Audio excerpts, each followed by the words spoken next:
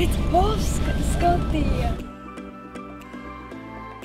Šodien mēs uzzināsim kaut ko vairāk par profesiju smagās automašīnas vadītājs.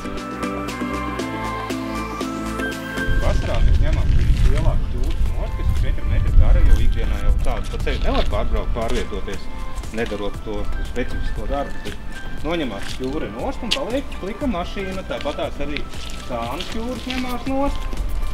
Un ņemās ārā arī kaisītājs, tas, kur bēr sāli iekšā, ar ko mēs kaisam uz ceļiem, ar ko aizmugurē var redzēt, tāds kaisītājs darbojas. Ir speciāli ripa, kur sāles virsu virsū un kaisa uz ceļa noteiktā platumā. Cik plats ceļš un cik plati arī kaisa. Grūtākais jūs darbā? Tieši konkrētajā šajā darbā grūts ir tas, kad ir jābūt ļoti lielai koncentrēšanai un atbildībai, jo kraus mašīna liela, plus vēl šķūras ir ārpus gabaritiem iet. Un tas, kad tu brauc par šoseju, kur tev nepārtraukti nāk pretīm dzīva auto plūsma, tas ir jāuzmanās, lai tu kādu neaizskar, jo autovadītāji, kas brauc pretīm, nevienmēr rēķinās ar tevīm. Kā būtu pieklājīgi, ja pabraukt no malā, padotu ceļu, lai tu vari notīrīt visu ceļu platumu, bet tā, diemžēl, nenotiek. Un līdz ar to tev ir jābūt ļoti saspringtam darbā, jābūt ir uzmanīgam un jā, tas nav viegls, ir īpaši pa naktīm braucot, kad ir tumšs un tas darbs ir diezgan atbildīgs. Un kas jums vairāk patīk darbā? Darbā patīk tas, ka tu naktī brauc un ka tev viss ceļš ir balts priekšā un kad tu nobrauc ar šķūru, nokaisi un aizmugurē pasties spogulī ceļš melns, tu esi jau tā kā no jauna uztaisīs ceļu. Man tēvs strādāja par šoferi un viņš uz autobusu brauca un tas man bija tā kā jau visiem bērniem, kas te tiecās iet vecāku pēdās, un arī man tas darbs, kā teikt, ļoti tūs, un es viņiem braukāju līdz ar autobusu un tad arī vairāk pievērsos tai profesijai un pabeidzot skolu, pamatskolu, man izvēle jau bija gatavoties, mērķis bija dabūt šofertiesības.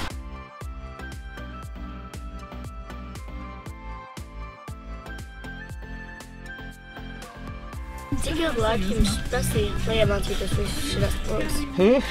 Prasīja.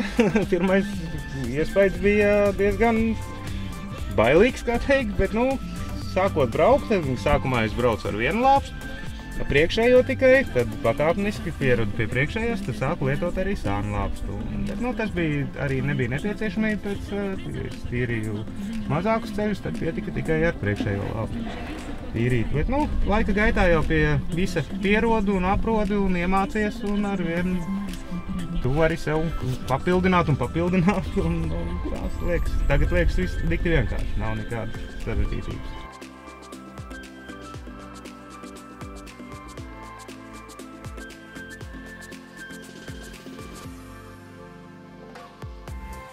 Kas ir šis? Šis ir tas interesantais aparāts, ar ko man ļoti patīk darboties. Es viņu uzvalku savai mašīnai ar šī āķa, uzvalku uz augšā uz mašīnas. Un tad es pievienoju ļaukas, pievienoju elektrības.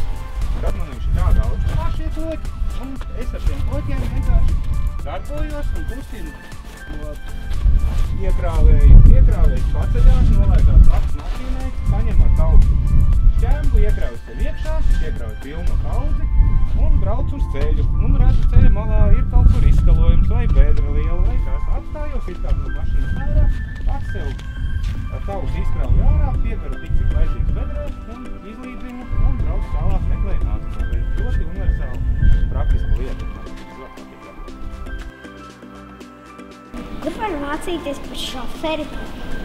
Par šoferi jāmācās ir tāpat kā mācās par jebkuru citu profesiju. Šoferi māca autoskolās. Vai jūs daudz nopelnāt? Tas tāds interesants jautājums, par kuru mūždien skaļi nerunā, bet jāsaka, kad es esmu apmierināts ar savu atalgojumu.